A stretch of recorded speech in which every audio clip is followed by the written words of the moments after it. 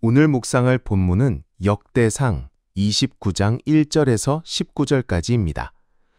한국 교회는 한때 급격한 부흥의 시대를 경험했다. 많은 교회들이 세워졌고 부흥했다. 그래서 더 넓고 웅장한 예배당 건축에 나서는 교회들이 많았다.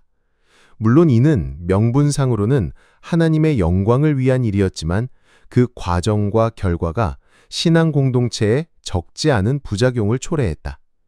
대형 교회를 중심으로 건축 붐이 일면서 교회 규모를 마치 하나님의 축복과 성궁의 상징처럼 여기게 되었다. 이로 인하여 예배당 건축이 하나님께 영광을 돌리기 위한 수단이 아니라 사람의 눈을 의식한 외형적 과시로 전락한 경우가 많았다. 특별히 예배당 건축을 하면서 과도한 빚과 헌금 강요가 고질적인 문제로 대두되었다. 토론토의 한 대형 교회는 예배당을 건축하면서 장로를 비롯한 중직들과 성도들에게까지 할당제로 헌금을 하게 하여 논란을 부른 적도 있다. 예배당 건축을 위해 부흥회를 열고 강사들은 무리한 헌금 독려와 강요 분위기를 형성하기도 했다.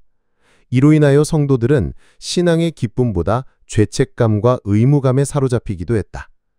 어떤 교회는 건축비 대출이 교회 재정 전체를 압박하면서 교회 사역이 크게 위축되거나 담임 목사의 재정적인 책임 문제로 내부 분열이 일어나기도 했다. 이렇게 예배당 건축에 집중하다 보니 교회의 사명과 본질이 훼손되는 경우가 허다했다. 예배당은 사역을 위한 도구일 뿐인데 건축 이후 건물을 유지하고 관리하는 일이 교회의 주요 관심사로 전환된 것이다. 선교와 교육, 구제 같은 것들보다 건물 유지비와 관리 문제가 우선시되면서 교회가 시설 중심, 프로그램 중심으로 흐르게 된 것이다. 이 과정에서 교회의 본질적인 사명인 복음 전파와 영혼 구원이 뒷전으로 밀려난다는 지적이 많았다. 예배당 건축으로 인하여 공동체 내부의 갈등도 증폭되곤 했다. 건축을 둘러싼 의견 차이, 시공과 예산 문제, 투명하지 못한 결정 구조로 인하여 갈등과 분열이 발생하기도 했다. 또한 헌금을 많이 한 자와 그렇지 못한 자들 간의 위화감, 불화 같은 것들도 분열에 한몫을 했다. 이처럼 예배당 건축이 가져오는 폐해가 적지 않았다.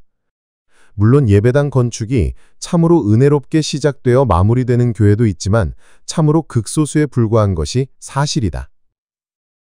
오늘 본문에는 성전 건축을 위해 준비하는 다윗의 마음이 고스란히 드러난다. 성전을 지었기에는 솔로몬이 아직 어리고 경험도 부족했다. 그래서 다윗은 대신들과 백성들에게 적극적인 협력을 부탁했다. 성전 건축이 너무도 중대한 일이기에 다윗은 온 힘을 기울여 성전 건축을 위한 물자들을 준비해왔다. 이 외에도 하나님의 성전을 사모함으로 자신이 가진 은금들을 모두 주님께 바쳤다. 대신들에게도 기꺼이, 즉 자발적으로 성전 건축에 동참할 것을 권면했다. 솔선하는 다윗의 헌신과 열정을 본 지도자들과 백성들은 감동했다. 그래서 그들 역시 기꺼이 자신들의 은금과 예물들을 자원하여 주님께 바쳤다. 이로 인하여 다윗 비롯하여 온 백성이 크게 기뻐하였다고 성경은 기록한다. 오늘날의 예배당 건축으로 인한 부작용이 전혀 나타나지 않았다는 말이다. 다윗은 하나님께 예물을 바칠 수 있는 것이 은혜임을 고백했다. 자신의 헌신을 자랑하지 않았다는 말이다. 자신의 부와 존귀, 권세와 능력이 모두 만물을 다스리는 주님에게서 나온 것이기에 감사와 찬양을 올리지 않을 수가 없고 기쁜 마음으로 예물을 바치지 않을 수가 없었다. 모든 것이 주님의 것이므로 자신이 가진 모든 것을 주님께 돌려드리는 것이 마땅 생각하여 모든 것을 바친 것이다. 자신의 모든 것을 아낌없이 주를 위해 드리는 이 모습이 참 감동적이다. 어마어마한 재물의 양 때문이 아니다. 다윗의 자원하는 마음 때문이다. 참으로 감동이 되고 향기롭다. 주님은 그러한 마음 중심을 보신다고 믿는다. 어디 물질만 그러한가? 모든 봉사와 섬김에 있어서도 이러한 자원하는 마음이 필요하다. 주님을 사랑하는 마음에서 우러나오는 것이 자원하는 마음이기에 아름다울 수밖에 없다. 자원하는 마음이 아니라면 하지 않는 편이 낫다. 자원하는 마음으로 할 때에만 은혜가 있고 기쁨이 있고 감동이 있다. 자원하는 마음으로 하지 않으면 시끄럽기만 하고 시험거리만 생길 뿐이다. 다윗의 헌물이 감동이 되는 또 하나의 이유는 그가 정직한 마음으로 드렸기 때문이다. 정직한 마음으로 드렸다는 말에는 여러 의미가 복합적으로 내포되어 있을 것이다. 여기에는 어떠한 일체의 외식이나 거품이 존재하지 않는다는 것을 보여준다. 인간이라는 존재는 본디 하나님에게 드림에 있어서 정직하지 못할 가능성이 매우 크다. 체면 때문에, 의무감 때문에, 위치 때문에, 아니면 이런저런 이유들 때문에 하나님을 속이고 나를 속일 수 있다. 초대교회 당시 아나니아와 삽비라가 재산을 팔아 하나님께 바쳤다가 오히려 화가 되어 즉사하고 만 것도 바로 이 정직의 문제 때문이 아니었던가.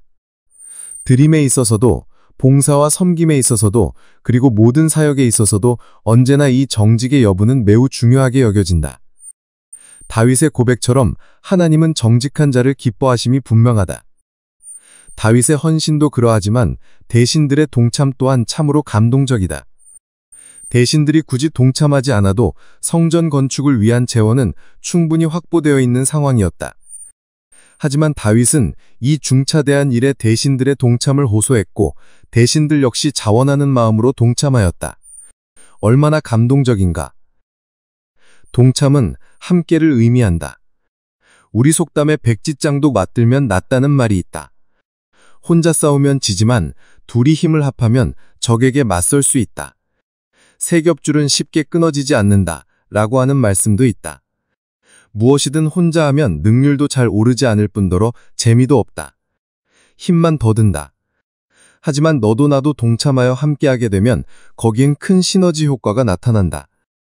그리고 참 즐겁고 재미있다. 별로 힘든 줄도 모르는 법이다. 그러므로 주님, 솔선수범하여 보여주는 다윗의 헌신과 열정, 그의 섬김이 저에게도 있기를 원합니다. 다윗의 자원하는 마음과 정직한 마음이 저의 것이 되게 하여 주옵소서. 그리하여 주님에게 기쁨이 되는 자로 남은 인생을 살아갈 수 있게 하옵소서.